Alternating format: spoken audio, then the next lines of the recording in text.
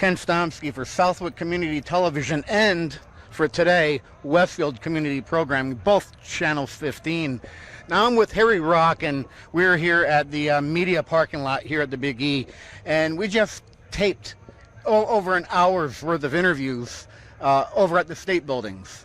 And Harry's going to use the coverage during one of his shows, but I decided that I'm going to take the footage and dress it up a little bit and make a real nice special for it. So, Harry, Mr. Westfield, do I have your permission to use all these clips for a program of my own? Absolutely, and I couldn't have done what I did today without you. I want to thank you very much for following me around. We were out there for a couple of hours. I know my legs are ready. I'm ready to sit down. But we shot a lot of footage. We saw a lot of vendors. We talked to a lot of people, and really, I think, captured the essence of what makes the Big E the Big E. And we tried to, as we went through each of the state buildings, to capture something that makes that state synonymous with that state. So apples in Massachusetts, clam cakes and quahogs in Rhode Island. Exactly. The blueberry pie in New Hampshire. Those were great examples. You know, the maple syrup products in Vermont. So we really did a good job of really capturing the essence of what makes New England, New England. And it was fun. It was a lot of fun. And, you know, I had to turn down a lot of samples. People were trying to give us things left and right.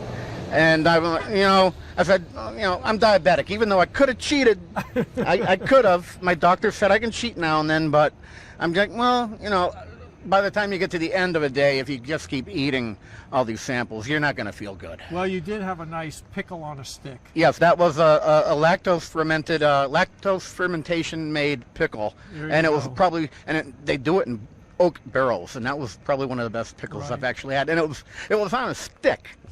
It was on a stick. It was literally on a stick. A pickle on a stick. I was happy to have I think it was the New Hampshire.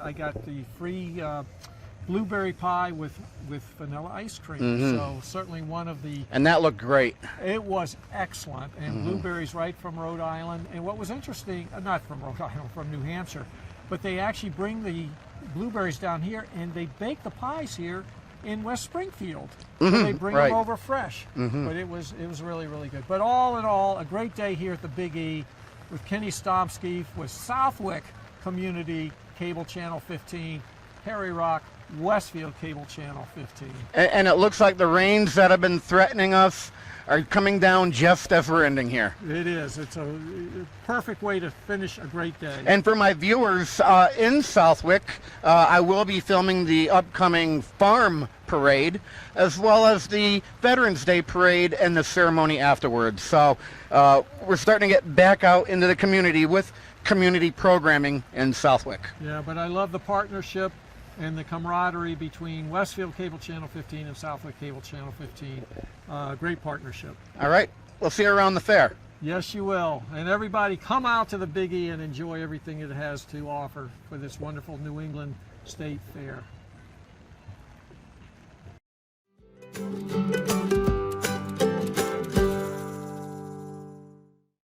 So I'm with Sue here at the Maine lobster roll booth. And Sue, nice. When I think of Maine, I think of lobsters. Totally. Yes, absolutely. You're totally correct. And so tell me about the lobster rolls you have. I understand that there's two types of lobster rolls that people can buy. What are you selling here? What we serve is chilled lobster meat mixed with a tiny bit of Hellmann's mayonnaise. That's generally the main way. Although other ways are coming in. But traditionally, that's the Maine lobster roll. The chilled. Yeah, with a split top roll. With a split, okay, got it. Yeah. And a lot of times we hear of lobster rolls that are heated with mayonnaise, or what would they have on them? I don't know. Butter? Oh, yeah, okay, maybe. butter. I've never had it. Oh, you've never had it? Never had it that way. So strictly chilled. Yeah. Yeah. Now, are you a popular spot for people to come by? We're doing pretty good. People come back year after year. So they look. You have a lot of people that this is part of their tradition is to stop. Yes, it is. So nice. So nice to have that loyalty. And all these lobsters are from Maine. From Maine. Yep. Probably actually from our wharf. Don't know that because we sell to a wholesaler that processes them, and then we have the meat come down here. roughly, how many lobsters do you think you go through down here? Oh, Any lobsters. idea? Oh, you know what? I honestly would not have an idea. Yeah, but a lot. A lot. Yeah, A lot. that's We great. hope to make a dent in buying Maine lobsters for our lobster rolls here. Yeah, fantastic.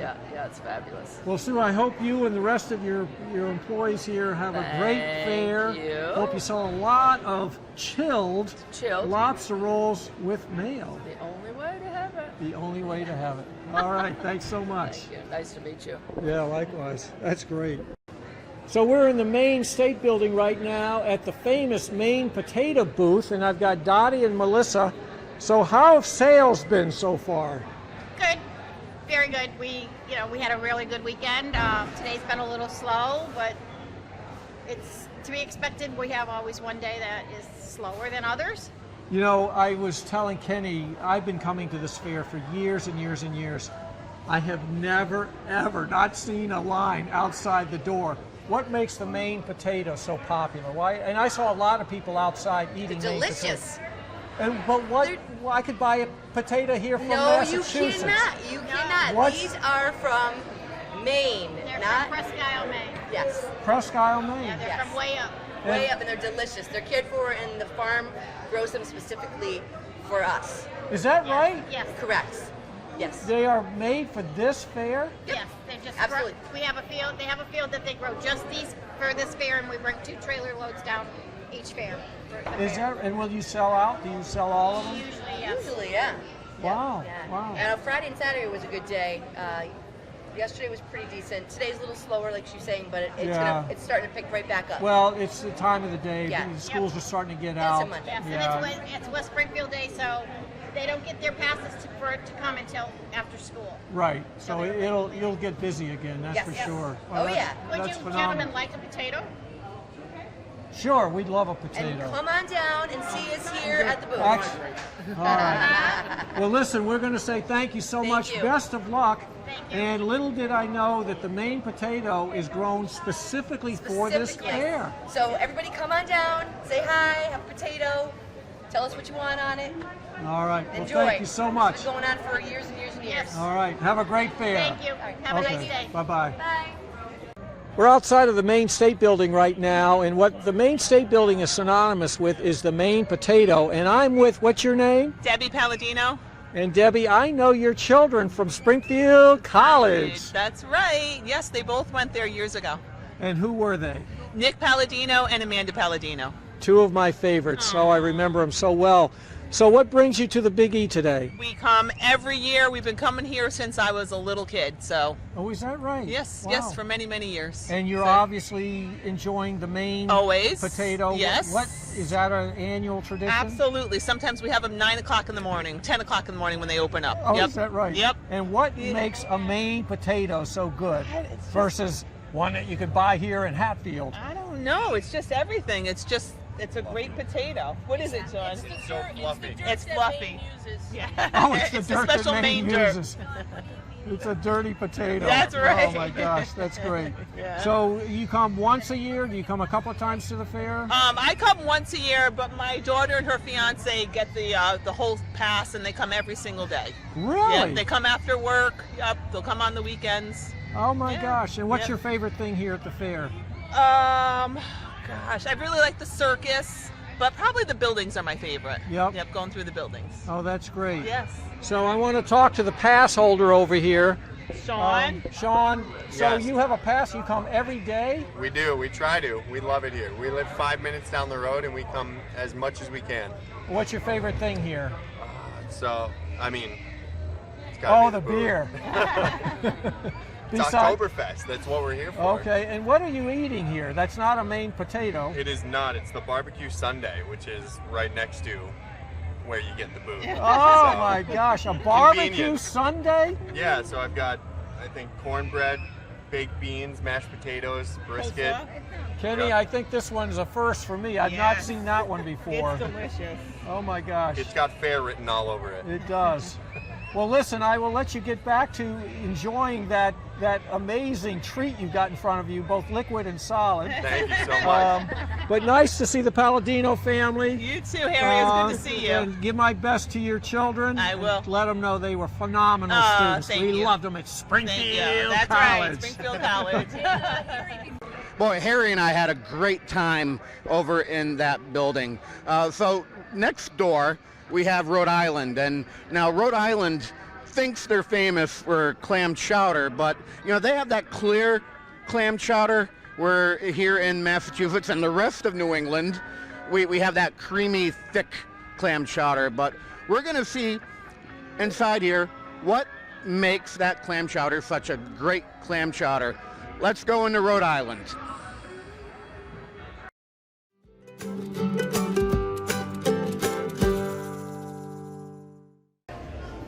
So we're in the Rhode Island State Building right now, and when you think Rhode Island, you think the ocean and you think clams.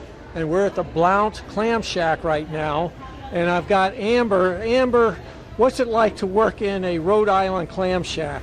It's actually really amazing. I've been doing this for 3 years now, working with Blount Clam Shack, and it's amazing. They're one of the best companies I've ever worked for. So they're a clam shack, so what are they known for? What are they famous for? So they are greatly known for their clam cakes and their Rhode Island chowder, which is super good. So so here's the debate. Rhode Island chowder is clear. Yes. New England chowder is the white, Yep. creamy chowder. Yes. What's better, and what makes one better than the other? Well, see, the Rhode Island one, it's got more of a smoky base to it. It's got the chorizo in it, so if you really like that smoky base, then that one's amazing for that. And if you're used to the typical Massachusetts chowders and stuff like that, then yes, New England is definitely the way to go. Okay, sounds good. And is this a popular place? Do you see a lot of people coming here? Ever since we've been open for opening day, it's been very popular. Wow. And Yeah. a lot of people know that you're here, so they come back Oh year yeah, after year? I'm always posting about it on all my social media, getting people down here and getting them amped for this every year. And where is the Blount Clam Shack actually located? It's actually located in Warren, Rhode Island. Okay. Yep. And that's up on the Narragansett Bay? Or? Yes. Okay. Yep. And are all the clams that you prepare here, are they from Rhode Island? Yep, everything is from the Blount company. Yep. Wow, very cool. Yeah, it's awesome. Well, Amber, have a great fair. Thank you so too. much. We love Rhode Island clam chowder. Well, hopefully everybody keeps coming out. Absolutely. Have a great fair. You too. Okay, bye-bye. Bye-bye.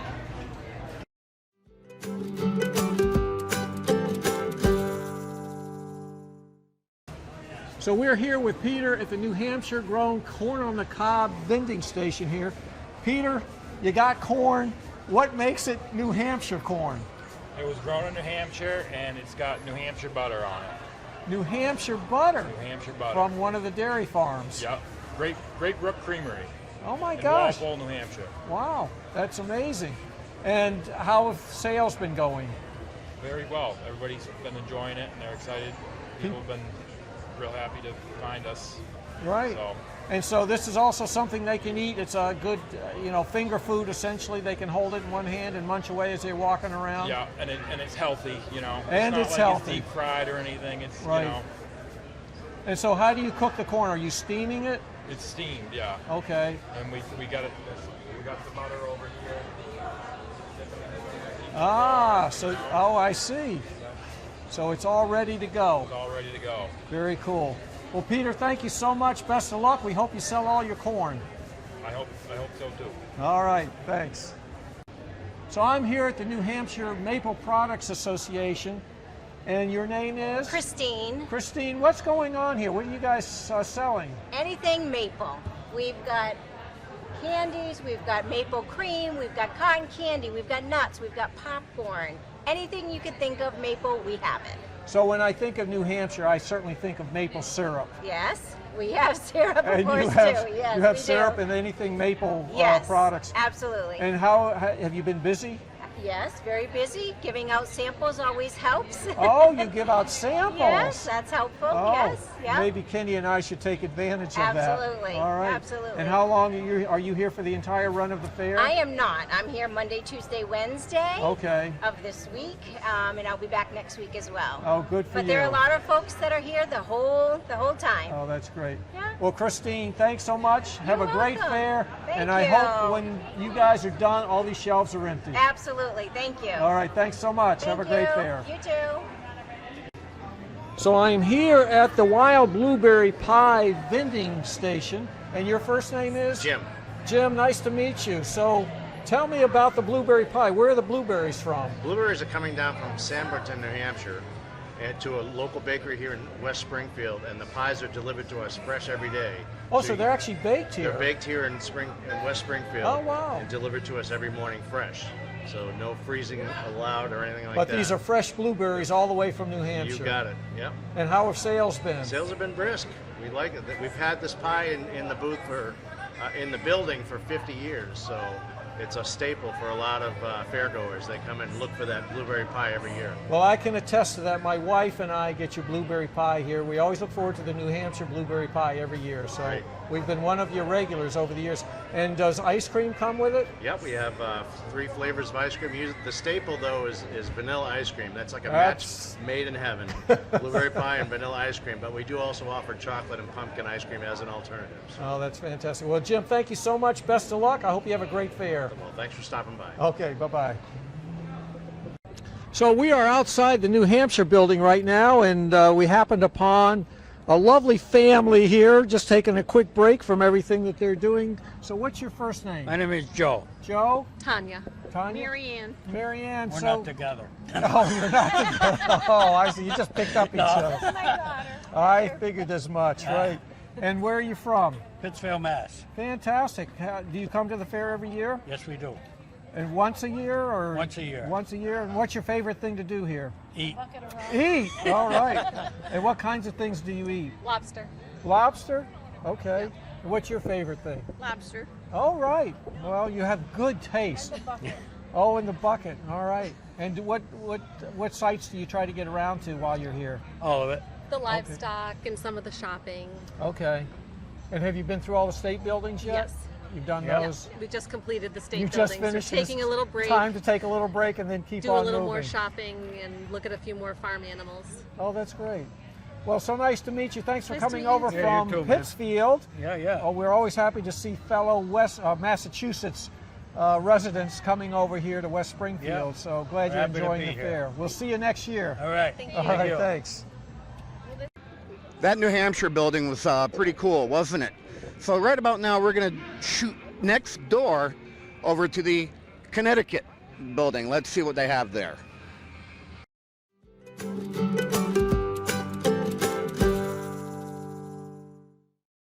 So we are here at the Connecticut Valley Tobacconist booth here in the Connecticut building, and your first name is? Karen.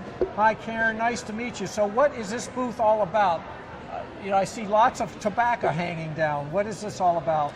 Well, we are a retail store in Hazardville, the Enfield section of Enfield, Connecticut.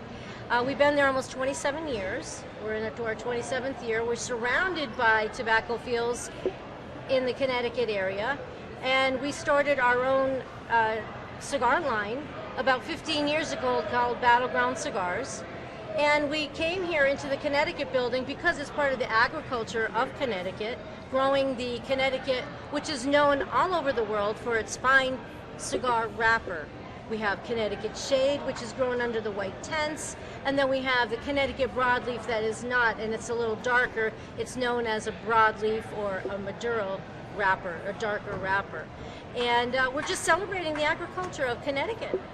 Well, the tobacco we call it the Tobacco Valley, and certainly the Connecticut River Valley from Hartford really up to, you mentioned earlier, to Vermont. Vermont, yeah. This area is just synonymous with tobacco, and this was a huge industry. Correct. Back in the 1800s and the early to mid 1900s.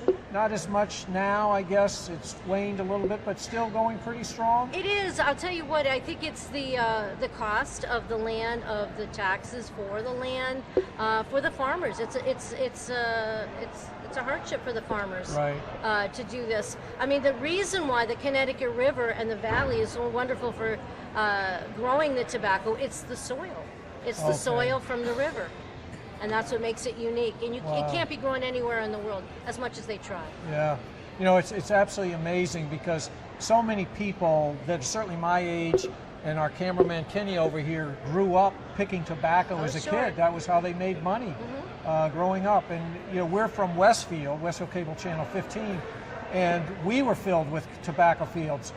Many of them are gone now, but many of the drying barns are still there. Oh, sure. And we have some big fields next to Columbia Manufacturing, actually, where they still grow tobacco. They just picked it, and it's all in the big barns. It's in the right barns. now. It's drying right now, and then it'll be taken down, and it'll go for sweating. Right now, the broadleaf industry is taken off because more people want a Maduro cigar. And I think that there are other, the fillers of most cigars are from the Dominican Republic and Nicaragua, you know, that type of thing. And they're trying, and Ecuadorian, they're trying to grow our seed in their soil. It just doesn't taste the same, but they're trying. Wow, that's amazing. Well, listen, thank you so much for sharing a little bit about the tobacco industry. Best of luck to you for the whole fair. Thank you. And it's really special to see a part of our culture, our agricultural culture and on display here, Yeah. in the history. It's what has made the Pioneer Valley so famous, quite frankly. So. Well, I'm glad you stopped by, and I hope everybody else will too. Thanks. Thank you. Have a great fair. Thank you. Bye-bye. Bye. That story about tobacco over at the Connecticut building was really interesting. So next door, we have the Vermont building, and of all things, I happen to run into a place that has a pickle on a stick. Now let me tell you one thing about this pickle. It is a lactose fermented pickle, and it's cured inside oak barrels. And I couldn't figure out why everyone was spending $5 for a pickle here at the Big E. And then the guy gave me one to try. It was the best damn pickle I ever tasted. So let's go into Vermont and check it out.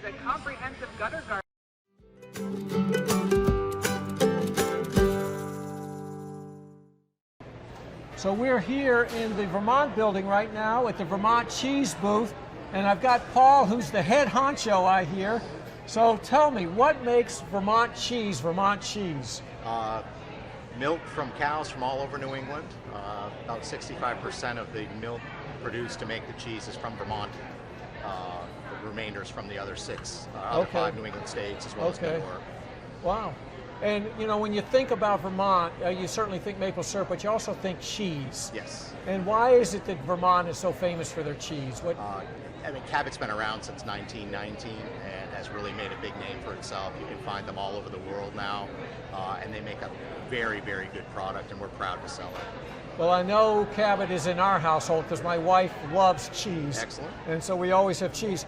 So, like, how many different varieties of cheese are you folks promoting here? Well, most everything's Cabot brand, other than the goat cheese, which is made by Vermont Creamery, and Sweet Rowan Farmstead does the cheese curds. We typically every year feature the Big E special, which is a cheese 2.5 years age that you can only get here at the fair. Oh, so wow. It's very popular. Is that right? Most of the other hard cheeses that we cut and prepare here, you can get in a grocery store. However, maybe not as fresh as what we're doing here, because we actually take 40-pound blocks, cut them, wrap them, and weigh them. Wow. For everybody to take Are home. you a traditional stop for a lot of fair goers because they know your booth is here? Yeah, I have to give all that credit to my parents, Pat and Jay Hooper. They've run this booth for the last 25 years. I began helping them 5-6 years ago. Okay. And ever since that, they keep saying, "Oh, we're done this year. We won't be back." And this is actually the very first year that they have not been. Oh my gosh! Yeah. Wow. Well, we certainly want to wish you a great fair. And just keep selling cheese because everybody talks about it. We won't run out. Yeah, that's great. Appreciate it. Thank you so much. Thank you. So we're in the Vermont building right now at the Big P Pickle booth. And your first name is? Victor. Victor, you've got a big pickle here. I do. And why are you buying a pickle on a stick? I mean, it's just simple, crispy, yet delicious. A big pickle. Have you had them before? I have not. I've heard a lot about them, though. So it's my first time. Your first time, and what's the first bite like? Beautiful, crunchy, crispy, nicely balanced, and all around good. That is outstanding. So let's talk to the are you the owner of this establishment? I'm not. I'm a humble pickle slinger. You are a humble pickle slinger, and humble pickle slinger, what's your first name? I'm Nate. Nate? And so tell me about pickles. Why are people buying pickles on a stick? Well, so pickles on a stick are really fun, right? You can see people walking around, brings a lot of joy, but what it really is a lacto-fermented pickle. So it's a really healthy, probiotic, live food that we're serving people, and it's fun. So we're getting people eating healthy food, eating real food from Vermont farmers, and having a really good time. So. And these are all from Vermont farms? Yep, some of the farms are right here on the banner. Okay. There's 25 total farms that we buy all of our produce from. Wow. Every cucumber you see, locally grown with love, fermented in oak barrels. And how the sales been? It's been good. Not bad for Monday. The weekend was really busy and people have been having a lot of fun. Well, I was amazed how many people were in line to buy pickles while Kenny and I were waiting to come up and just talk to you about it. So obviously very, very popular. It's been popular, you know. We're having a good time out here. Sugar Bob over here. Well, we're going to go see Sugar Bob in a second, but thank you so much. Best of luck to you for the fair. And I know you gave him a free pickle, so he's going to be enjoying it. Do you want a pickle too? No, I'm good. All right. I've got two hands already full right now, so thank you very much. Have a great fair. You're welcome. You too. All right.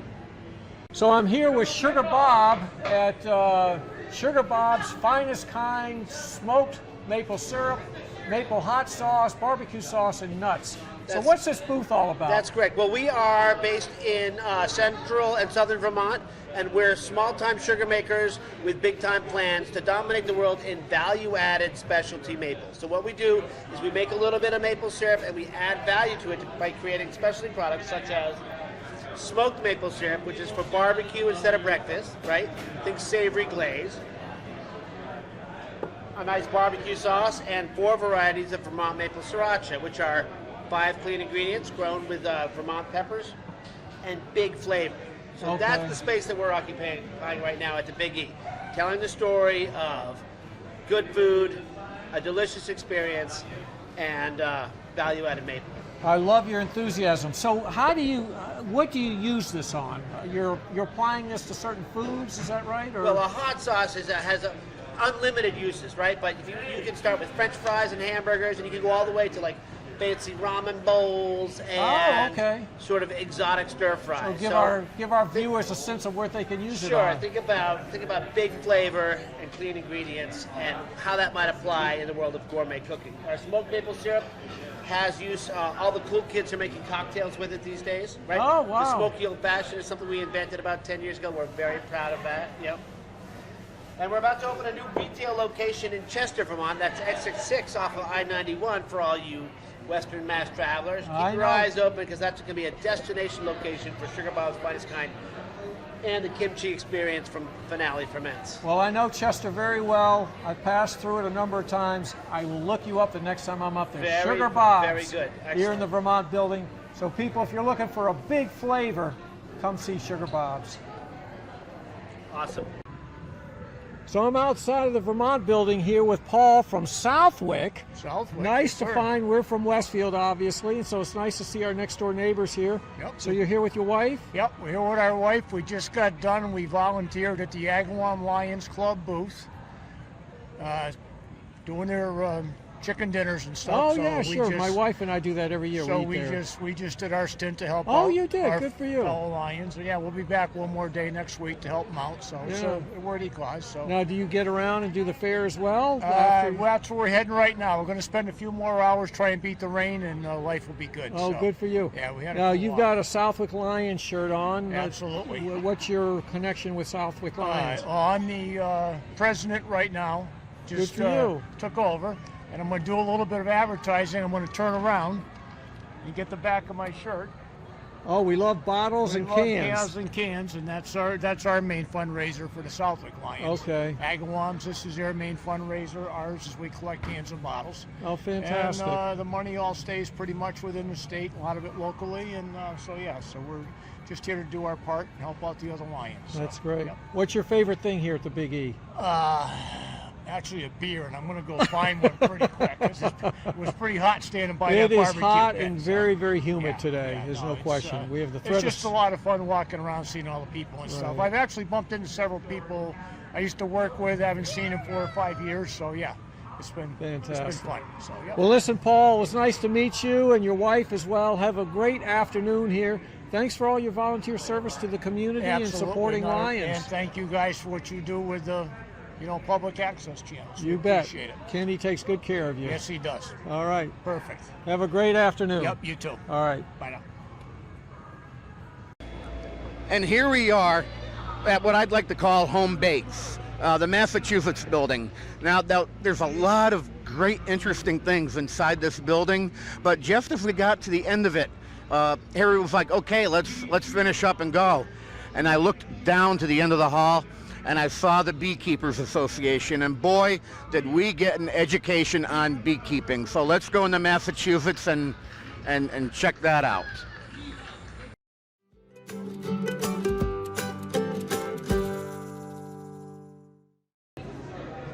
So we're at the Fresh Massachusetts Apples booth, and I've got Russ. Russ, I understand you are a bigwig when it comes to the apple industry. What are you involved in, and what is your role? I'm the executive director of a nonprofit called the New England Apple Association, and our job is to educate people about all the wonderful apples we grow in New England. So, although we're in the Massachusetts building and we're promoting, I'm guessing, Massachusetts apples, apples are everywhere. Yes, we estimate that there are more than 300 varieties grown somewhere in New England. Really? That's one of our strengths as a region. Is that we grow 300 varieties? That's right. So when I go to these local orchards and we buy our apples, we like Kaczynski's and Westfield and up in Granville and stuff, they may have 5 or 6, but not 300. Well, no one orchard has all 300, but there's so much of an interest in our heirloom varieties that every orchard seems to have a different set of them. And then there are a lot of new apples constantly evolving. So it's a combination of old and new. So what makes apples such a popular commodity in New England, and why do they grow so well? And I'm assuming apples are everywhere. Are they really synonymous with New England because of our climate? Well, and because of our history. We were the first in so many pieces of the apple industry in the United States. We had Johnny Appleseed, John Chapman, who grew up in Long Meadow. So he was a real person? That's not just a story or a myth? And Henry David Thoreau wrote the beautiful essay, Wild Apples. And we have varieties like Baldwin and Roxbury Russet that were developed right here. So we have a very rich history, and we have a great group of growers who like to experiment and try different varieties. And we can do that with all of our microclimates. Does the climate in New England, is it conducive? Is it really highly conducive for apples? Is that why you see so much of it? Because of the rocky soil? And yes, McIntosh in particular thrive in our rocky soils and also need the cool nights in late August and September to develop their color and bring out the sugars. There are growers in other parts of the country who wish they could grow McIntosh, but without those cool nights, they just don't develop the same flavor. Oh, is that right? Yeah. So it really does have to do with the temperature difference. Yeah, yeah. Wow. And the soil, the rocky soils. And the rocky soil, because you see apple trees everywhere and apple orchards everywhere. So tell me about Johnny Appleseed. I grew up listening to the stories, and you just think it's a child, you walking around with a bag throwing apple seeds everywhere. Yeah. But he was an actual person. He was a real guy. He was born in Leominster and raised in Long Meadow, so he's a Massachusetts native. Yeah. He planted his orchards in 2 states, Ohio and Indiana. And he would anticipate where the migration of the European settlers were going. He'd get there first and plant apple seeds, because when the settlers arrived, they were going to need those apples for sweetness, for cider. Is that right? And some land grant companies insisted that you own a certain number of trees to discourage speculators. So he had a ready market for these trees, and they were mostly used for cider back then. They were not particularly good to eat, Okay. but you could press them into cider. Oh, okay. And then from cider you could make vinegar, or you could make apple jack, or you could Okay. feed your livestock. There were so many things you could do with Right, an apple. right. Wow. So- And how, we've been in a drought this year. How has it affected the apple industry? In general, in New England, you're going to see more small apples than usual. Okay. It is a generalization, because even certain orchards, certain varieties are sizing up well. They may have been irrigated, or they may be in a heavier soil, but the drought has overall affected the size some, and there will be more small apples than usual. Whereas last summer we had nothing but rain. I think the apples were huge. It's a beautiful crop last year. Right. Yeah. Right. So this is a good crop, but it's smaller than a year ago. Yeah, that's great. Well, Russ, thank you so much. Have a great fair. We hope that you can continue to promote everything apple for all of New England, that's for sure, but certainly here in Massachusetts, because when we think of Massachusetts, we think of orchards, and we think of apples, and we think of apple cider. So Absolutely. thank you Love so it. much. Have a Thank great you. fair. So we're at the Hampden County Beekeepers Booth here in the Massachusetts building, and I'm with Jeff. Jeff, what is it about bees that I always see people over here looking at your display of bees and all the honey, but the people that left a couple minutes ago, they asked a lot of really good questions, and as a beekeeper, I can give them more information they've probably ever heard anywhere else. And he was so fascinated by it, and he just said that this was the best thing they've seen at the fair so far today. He goes, well, I learned so much. Before that, there was a family here with 2 young kids. The kids were asking super good questions, and they were homeschooled kids, and they knew more about bees than probably 90% of the people here. And I enjoy talking about bees. So how big is beekeeping in Massachusetts or other places? It's gotten a lot bigger. When I first started beekeeping, our club had a bee school, and there was years when we couldn't even hold a school because we lack of students. Then with some of the problems with mites and the media bringing more attention to beekeeping and the importance of bees, more and more people became interested. Our club expanded. We had to move and find a new home for our club just for our members. And then we had to find a bigger place to hold our school, because there's been years where we've had 150 students. So we hold a bee school, and it's excellent bee school. It takes about 3 months, and we bring people along right from the very beginning, everything they need to know about beekeeping. And when the school ends, it's about when you would start to get your bees for yourself and start the hive if you want to. So we're Westfield Cable Channel 15. Our studio is actually in the Westfield Technical Academy, where Nate Sperry teaches, and I know he is a very active proponent and very passionate about beekeeping. Yes. Yeah, Nate's a great member of our club. He teaches some of the more technical classes in our bee school. And he is very passionate. I know he started with a couple hives as a beekeeper. He said, I'm going to try a couple. And the next thing he knew, he had like 50 hives. So. Oh my gosh, 50? I know it's over 20. I know that's amazing. It keeps growing and growing. A lot of beekeepers get that. You get one hive, and then you capture a swarm, or you get some more bees, or you get a split. There's ways to increase how many hives you have, and it's like a lot of hobbies, like golf. People that get into golf, and that's all they want to talk. Beekeeping can be like that. If you get into it enough, and then before you know it, you've got more hives than you thought you were ever going to want.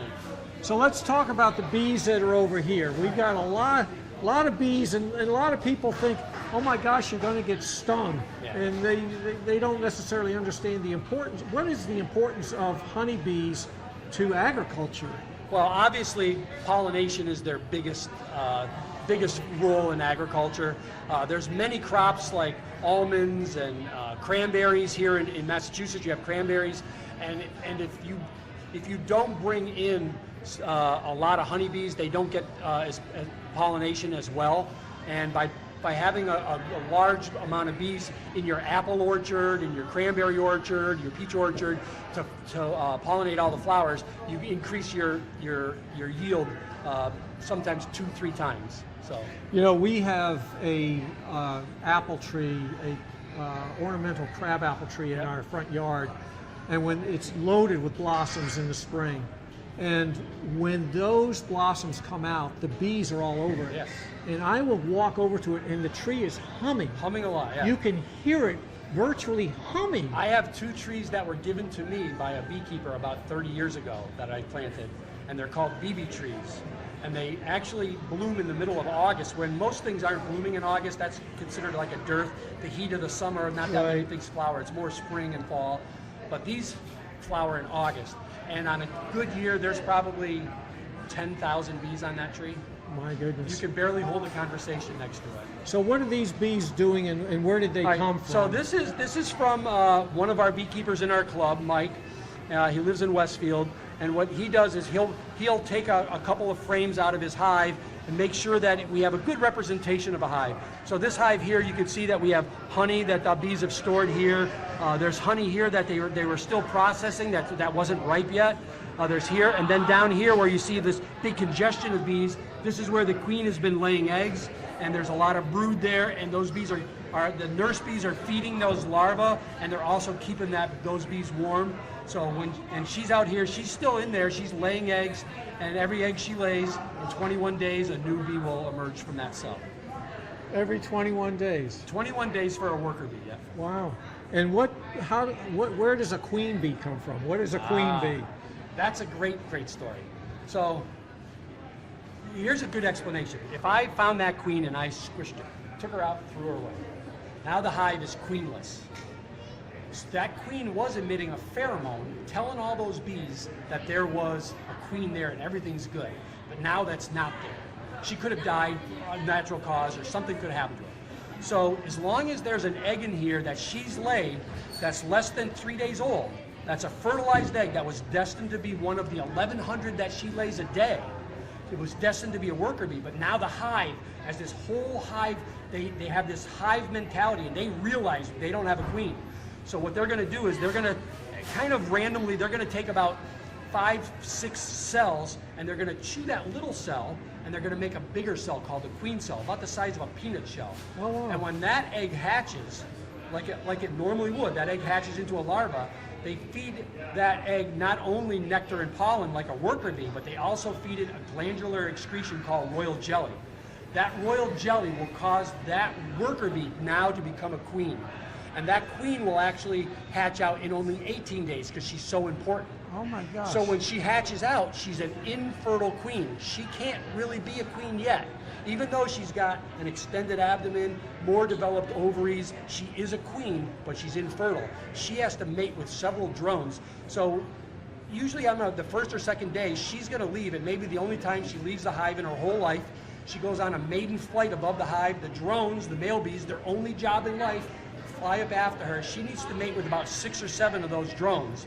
She stores that sperm in her body, and then she'll fly back. And if she's successful in all of that, and she makes it back, she has another job to do first, and that is there can only be one queen. So she'll find the remaining queen cells, chew a hole in them in their cell, and she'll sting them all to death. Is and then that she'll right? reign as the new queen for the next 2 to 3 years. Oh my gosh. This is... But if she didn't make it back, those other ones would have been the backups for her. Oh, wow. If a bird ate her or she got blown away, those were backups because it's so important to have that queen. This is absolutely amazing, the hierarchy and the fact that they know what they're doing and they can figure this out. And it isn't just the knowledge of a bee, it's the knowledge of a hive that's so amazing for a honeybee. Wow, amazing.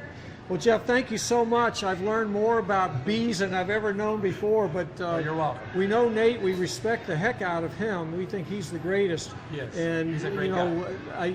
I know about bees, not that I know a lot, but whatever I've learned from about bees is because of Nate. If you hang around Nate, you're going to know more and more about bees than anyone else. Well, listen, have a great fair, and we hope that you continue to indoctrinate people into the world of bees. Okay, well, that's my job here is promote beekeeping, promote our bee school, and sell a little bit of product from our local beekeepers. Very good. Thank you so much. You're welcome.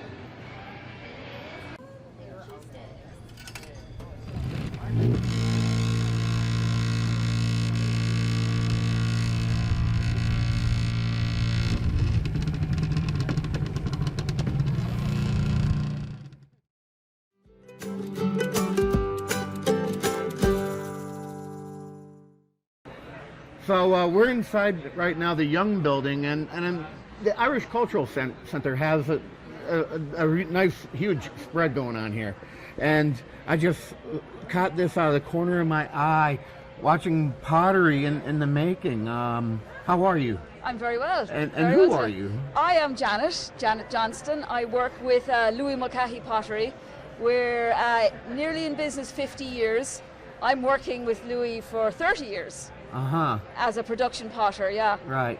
So we came over for the first time to the Biggie in 2019 with the intention of coming back 2020-21, but as we know, the world changed, and Right. so we thought we'd make the effort and get back here this year. So we're having a brilliant time. And when you say get back here, you're coming from over the pond. Over the pond, yes, southwest corner of Ireland, Dingle Peninsula. Yeah, that's where we are. And this just formed instantly within the last minute. There you go. How long have you been doing this? 30 years. 30 years. yeah. So a while, yeah.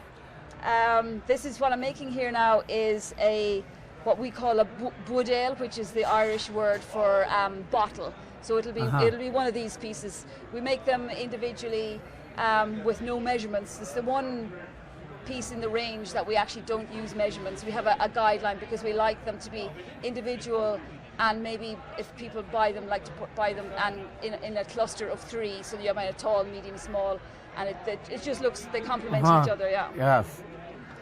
So it's pretty much from here the same thing I learned in middle school. You now it dries a little bit, and then you fire it in the kiln. Absolutely, yeah. All right, and then you paint and then fire again. Is that how it works? That's it. Yeah. Or, they don't call it painting; it's glazing. Glazing. You're right. Gosh, Glazing. you remember it all. Oh, that was over 40 years ago now.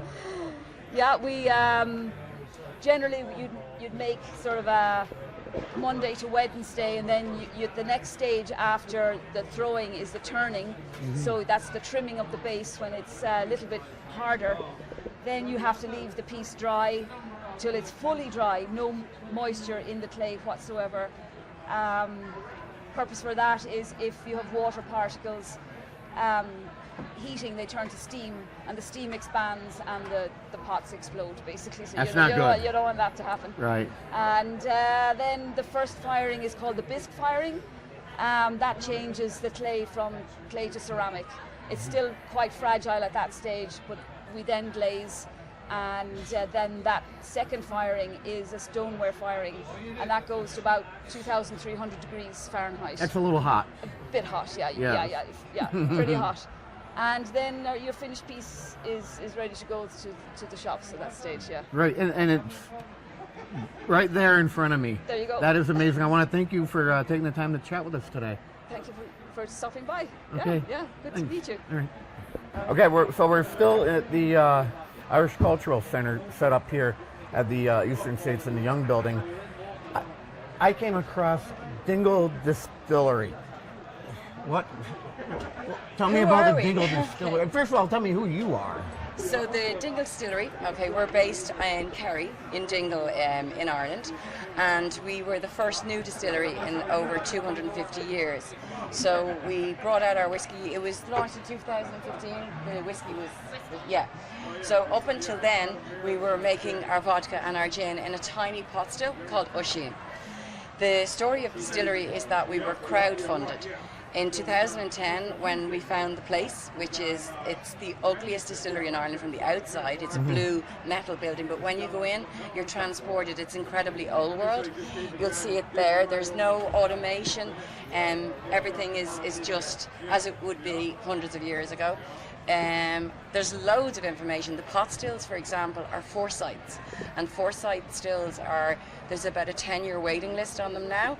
But when we got them, of course, everything in the economy was flat. I've heard about a waiting list for these. So we were so lucky, and we were actually able to have them bespoked. So there's a bubble here, which our distiller would probably be able to tell you the main reason for that. But that's the reason that all of our bottles would have this unusual shape, because it mimics the still. So I see that. Yeah. So how do you start a distillery from nothing? So what you do is you crowdfund it. So 500 people paid €6,000 each, and they are the founding fathers and mothers of Dingle. So that gave us 3 million to start. With vodka and gin, you distill today and you bottle today if you want. So we start with our vodka. So a really good vodka should have no aroma, no aftertaste. Ours does exactly that. We distill it 5 times, so there's no impurities. 5 times distilled. Yes. That's unheard of. So it's the essence of where we are. Everything is just 5 times distilled. So when you try it, no aroma, no aftertaste. There's a slight viscosity, just a slight viscosity. I have to find the competition, but we found out 2 weeks ago we won best vodka in an American competition. So I need to know what that is. I'm getting into that by the end of this. Okay. I guarantee you that. So then you move on to the gin. So the gin is like the antithesis of vodka. It's the flip side. It's all about that whoosh up your nose, the aftertaste that's left the when juniper. it's done. Well, juniper is the backbone. Yeah. All gins have to have juniper, okay? Because genever is actually the Dutch word for juniper. So with the gin, the botanicals that we use around that will be things like bog myrtle, rowanberry, hawthorn, heather, which would be indigenous to Kerry and Dingle. Okay, so it's an Atlantic coastline. It's wild. It's called the Wild Atlantic Way. You'll actually see www signs all along the west. That's why every gin is different. On top of the juniper, it depends on what you put in. Gins are like perfumes. Different aromatics. Exactly, aromatics, yeah. I mean, if there's a lot of cinnamon in a gin, I don't like it because I never liked cinnamon as a child, so it's a kind of a dissociated memory. So ours is very, very soft and gentle, and when you do taste it, you'll see that total opposite of the vodka. And then you move on to the whiskies. So we've had batches of whiskey, okay? So you'll have batch 1, batch 2, batch 3. And we'll have ordinary ones, and then we'll have cask strength. The trick with our whiskies is finding the right mix of barrels to mature it into. Okay, so with this one, for example, batch number 5, I've just learned today it was about $70, $80 here. It's now gone up to $100 because there's no more left. With all of the batches, when they're made, we only make so many and then they're gone. In Ireland, there is no more batch 5. Right. But here in America, there is. So when this is gone, it's gone. And this is single malt, too. It's not blended. Malt, yeah. And they're all single malts. And then you have, so this is bourbon, Pedro Jimenez, which is an intense sweet sherry, and then Madeira. And then this one here, okay, this was the solution to the problem of running out. So for 7 years, the liquid's been building up. So now we have a core single malt. So this is arriving in America, hopefully this week or next week. And this will always be here, okay? This one has been matured in bourbon and sherry. Okay, cask. So it's quite simple, and what people are saying, it's kind of remind them a little bit of Christmas, which is nice coming into the winter. Yeah. So this one you will always be able to get. This one is only available while it's there. So there are all of our products. We're very, very, very small. We're very small, but everything that we make, we sell, which is wonderful. We keep winning awards after awards, but we don't have a huge machine behind us of marketing people to kind of put that out there. Right. So it literally has been organic. It's literally been organic. The more people that find out about us, the more people that buy into our products. And we are expanding, and it is growing, and it's lovely. It's a nice, gentle space, you know. So. Yeah. You know, what really drew me over here initially was the blue vodka bottle, because I hear of Ireland, or I think of Ireland. What do I think of? I think of 2 things. Yeah. Whiskey and Guinness. Okay. Yeah. I never think of vodka from Ireland. You know, how many distilleries do you think are out there for vodka in Ireland? If you get down to brutal part, I mean, you think about it like that, the fact that you can distill today and bottle tomorrow, and if you do it right, it's not really that difficult to make a product like vodka. Like with us, the extra step of going 5 times, it's an added expense, but it's proven. We're after winning the awards that we have won. a lot of distilleries then kind of mimicked the success of Dingle and kind of followed in our footsteps. So it's flattery is wonderful, but sometimes what I see as well is that people just get lost in all of the different distilleries and brands, and it's becoming I suppose quite complex.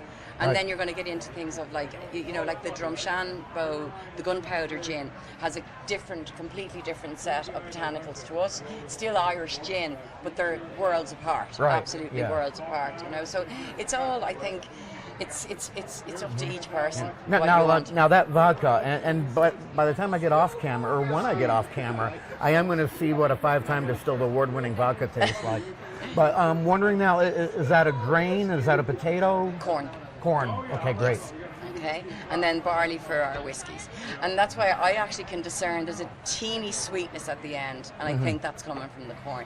But it could just be in my imagination, but Coich said she gets it as well. Great. And Coich is one of only 5 female distillers in Ireland, female distillers, so that's awesome. This is somebody that's kicking the glass ceiling, girls. So, yeah. All right.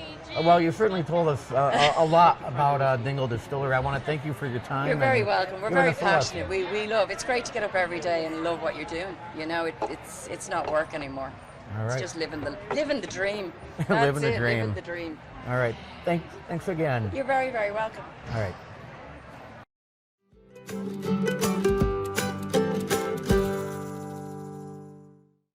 All right, so I'm here with Paul Kozub from V1 Vodka, and I'd like to thank you for taking a minute or two of your time to talk with us. No problem. Happy to be here. Great. Before I get into your vodka, something I would like to talk about is right at the beginning, when Ukraine was invaded, you went to Poland. Yeah. And you did some humanitarian efforts there. Yeah. Can you just touch upon that for a minute? Yeah, you know, I've had a distillery there for 17 years. And it's in Lublin, Poland, so it's not far from the Ukraine border. Mm-hmm. So when I heard back in end of February that there might be this invasion of Russia into Poland, into Ukraine, that I really felt compelled to go. Mm-hmm. And so I was actually there the day 10 of the war, and went to the border and brought some money and aid to the refugees, and it was a life-changing experience for sure. Can you tell me how it was life-changing for you? Well, just seeing, you know, you don't think in 2022 that you'll see this kind of war, this kind of hand-to-hand combat that's going on, and that you see all these old ladies walking across the border with bags and running, and children in buses, and you know, because there's martial law in Ukraine, so nobody 18 to 60 can leave the country. So you just see the innocent, the helpless people leaving, hearing the stories of being bombed. Seeing the cars that were shot at, that they had the letters in Russian, children in there, and they were still being shot. You were in the thick of it. Yeah. Wow. I want to talk about V1 now, but before we go on, who do you have with you today? This is little Vinny. He's my youngest. He's 2, and he's my pride and joy. I got 4 children, so. Mm-hmm. So you are based out of Hadley, Mass. Yep. You're actually set up in that old church just through the center of town. Yep. When did V1 become V1? September 1st, 2005, I sold my first bottle. So that's I said it officially was born. So we just had our 17th birthday. It started in my mind about 2 years prior to that to honor my Polish father. So yeah, the birth of it was September 1st, 2005. And has it always been distilled in Poland? Yep, since day one. I started doing stuff in my basement before that, but the official, you know, licensed product, yes. Excellent. Every year or two, you come out with yet another different style of vodka. I know, personally, I've been waiting for a pepper one. I know I've mentioned that to you in the past. But this doesn't look like a pepper one, but it looks really interesting. I love the hue coming off of it. Yeah, so this is brand new. It's our V1 Double Espresso. It's made with Arabica beans that's infused in our unique spelt grain vodka. Mm-hmm. And already within the first 5 months, it's our second best-selling flavor out of our 9. Mm-hmm. Triple berry being our best, but the espresso martini is the most popular martini in the country, and this goes great in espresso martini. I can picture that because I am a vodka martini drinker, but I'm also trying to figure out how that would go would say a White Russian. Yeah. Because now you have coffee on top of coffee. Yep. But It would still go great. vodka. Yeah, great in a White Russian. Yep. Yeah. Excellent. These are available now everywhere. Yeah, we're in V1 is- stores all over Western Mass. V1's now in 9 states and 3 countries. Go to v1vodka.com. We can ship it to many states through there also. Excellent. Paul, I want to thank you again for taking time to talk with us. Pleasure. Cheers in Australia. All right. Dziękuję pan. Proszę bardzo. So I've already done vodka. I've done a distillery from Ireland. I'd be remiss if I didn't touch upon wine here at the 2022 Eastern States Exposition. And I like to concentrate on local people. I'm here with Debbie from Raven Hollow. Hello. How are you? Good. How are you, Ken? All right. She already knows my name. Oh, wait a minute. I'm wearing a name tag. It also helps that we go back to knowing each other since we're like 12. Just tell me a thing or two about Raven Hollow.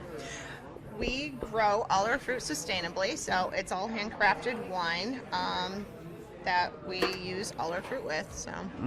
And is this year-round? Year-round. We're open year-round. The winery is open every Saturday and Sunday, 12 to 5. So. And every wine is a fruit wine. Yes, we use no grapes. It's all the fruit we grow on our farm. Yep. How do you end up having fruit year-round? We flash freeze some of the fruit when it's in season, and then when we're ready to make our wine, we will use that. So. Excellent. Yep. All right. Anything else other than wine on Saturdays? Right now, we don't. Hopefully by next year, entertainment and other functions will be coming back, but because of COVID, we were kind of closed down for a little bit. So, Right. Yeah. All right. Yeah. What type of offerings do you have this year? We are offering 5 different flavors, starting with a sweet apple, peach, apple cranberry, our Thanksgiving wine. One of our fan favorites is our strawberry rhubarb and blueberry explosion. You didn't have all of these last year. We usually Did do. you? Did you I have think we had ginger spice candied apple. Okay. And we replaced it this year with our peach, Mhm. which is one of my personal favorites. What's the peach like? I find it's very, very light. It has honeysuckle and caramel in the front, and then Mhm. the peach comes in very light at the end. Mm-hmm. So, do you want to try it? I'm going to try it. If I'm going to try any more, we really should have probably started at the lightest one, but... It is a very light Okay, peach. so this is the peach. Yep.